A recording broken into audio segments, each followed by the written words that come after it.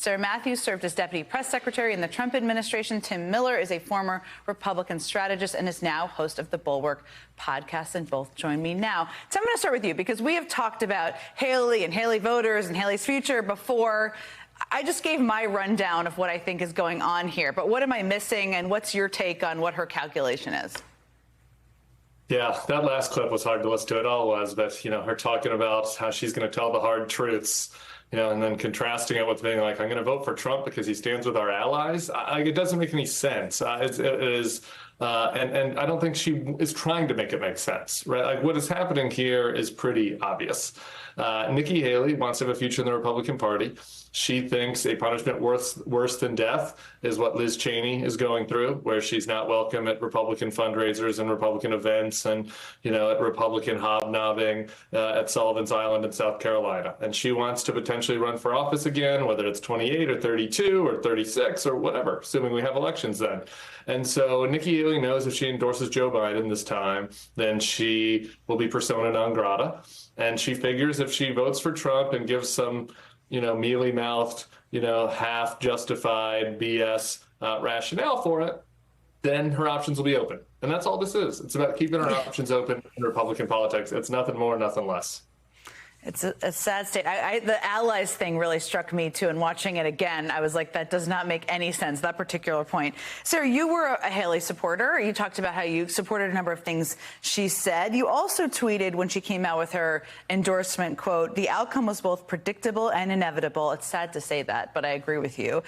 This is more of your tweet. I accepted long ago that 99% of politicians will choose personal ambition over principles every single time. What is shocking, however, is that Nikki Haley gains nothing from this, but loses everything, the support she built during the primary and her dignity. And I thought this was so interesting because you are a Haley supporter. There is a percentage of people in the party who supported Haley. I agree with Tim that this is her calculation about running for future office and trying to secure the MAGA base. But what do you think, among other fellow Haley supporters in the Republican base, what do you think the response is going to be? Not surprised? Is it going to turn them off? What's their response? Yeah, what's so interesting is that she clearly felt a need to endorse Donald Trump and say she's going to vote for him because she's holding out hope for 2028 that she can run again. And she thinks that she needs to win over the MAGA base. And the thing is, I don't think the MAGA base will ever accept her. Yeah. I mean, she has criticized Donald Trump time and time again. It goes all the way back to 2016, and she's flip-flopped numerous times on it. And so I think they have already rejected her. And then what is shocking, though, is that she did build this support in the 2024 primary among people like myself who are Republicans, who are looking for an alternative, who maybe necessarily aren't happy with Joe Biden, but are turned off by Donald Trump and his lack of moral clarity and his actions on January 6th and things like that. And she was building momentum, and she really could have then maybe in a post-Trump Republican Party been the leader. But instead, she chooses to bend the knee, kiss the ring, like every other Republican seems to do. I mean, Donald Trump said it best. They always bend the knee. And it's just disappointing, but again, not surprising. Yeah, unfortunately. Tim, one of the questions people ask me a lot is, could she be on the ticket? And I think there's no way that happens because I can't imagine Trump picks her, but she does have kind of a base of support among Republicans, clearly. What's your take on that? What do you tell people when they ask you? Yeah, just really quick on her base of support. I don't know that it's quite as big as it seems. I think that Nikki Haley has a small group of supporters that really love Nikki Haley and her kind of politics. I think another part of the people that were voting for her were just people that didn't want Donald Trump to be the Republican Party nominee, and she was the vessel for that. She was the last vessel standing. So it might not be as big as it looks like in her vote totals. As for the VP, I don't look, Donald Trump, the one thing that he has never done is betray his MAGA base on something that is a core issue that matters to them. And when I was at a rally in Arizona, this MAGA Coachella that I suffered through, and Steve Bannon was on stage and suggested that the establishment's going to try to make Nikki Haley VP. The venom in that crowd, the people around me, the screaming, the cursing, it got a greater reaction than anything. I mean, among the MAGA base, Nikki Haley is a traitor. She's almost worse than a Democrat. They'd rather have Tulsi or a former Democrat that switched sides. So I just can't imagine Donald Trump picking somebody that would be that anathema to his core supporters. Yeah, I agree. It seems hard to wrap your head around.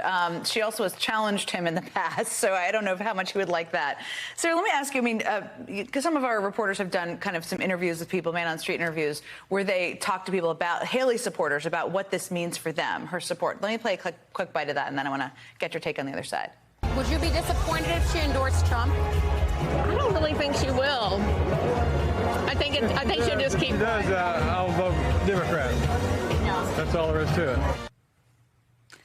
Now, this is just one example, right? But it's an interesting question here, whether these Haley supporters look at her and they say, oh, she's supporting Trump, now I'm going to support Trump, or whether they say, I never liked Trump, that's why I like Haley, to Tim's point. And it's probably not monolithic, but what's your take on what we should expect? Yeah, I agree with what Tim said. I think a lot of her supporters were looking for a vessel, and she just happened to be that person at the end. And I think that people were really excited to see her challenge Donald Trump, especially the way she ramped up her attacks against him in those few final months of her campaign. And so I think people were excited about that. But I think at the end of the day, I don't know if I see a majority of those supporters following her toward Trump. I think there will be a handful, though, of them who are still on the fence. And by her going and saying she's going to vote for Donald Trump, it creates this permission structure for those kinds of normie Republicans then to follow her. And in an election that's going to be decided on the margins, even if it's not the majority of those supporters, just having those few who might then end up following her and supporting Donald Trump could make the difference in some of those key battleground states. But what I will say is that I never in any universe expected her to come out and endorse Joe Biden. Right. That was never going to happen. But I think that she could have taken a page out of Mike Pence's book and just declined to endorse Trump. And just held back, clearly. I mean, it's the ambitions piece, I think, got the best of her in that case. Okay, so Tim, let me ask you, as we all know, I mean, a lot of this type of outreach from the Biden team, some of it may happen overtly, some of it may be conversations behind the scenes. What do you think the campaign should be doing to kind of reach some of these voters that might not be quite with Biden yet, but are not following her lead to go with Trump? Yeah, I think two things. One, got to recruit other surrogates, like people that Sarah worked with from the Trump administration. Mark Esper's going out there. Yeah. I just think that people have been around Trump to go out there. If there's some of them, even a few that'll say they'll endorse Biden, put them on TV, show them at the convention, show that there are other people that like these voters out there. As far as a message, if you look at that Haley rubric, those Haley voters that are strong on national security, fiscally conservative, and think Donald Trump has bad character, Joe Biden can message to them. He can say, look, I'm for NATO, Trump's for Putin. Our economy's improving. Trump wants a 10% tariff on everything. I will be a person that respects our Constitution. Trump won't. That's a compelling message for some of those voters. It's not going to get every single one of them over the line, but I think that's a message that could resonate. Yeah, it's interesting how much overlap, not on everything, but there is between Haley and Biden on some of these national security issues that I know are important to some of her voters. Tim Miller, Sarah Matthews, thank you so much for being with me on Memorial Day weekend. I appreciate you both.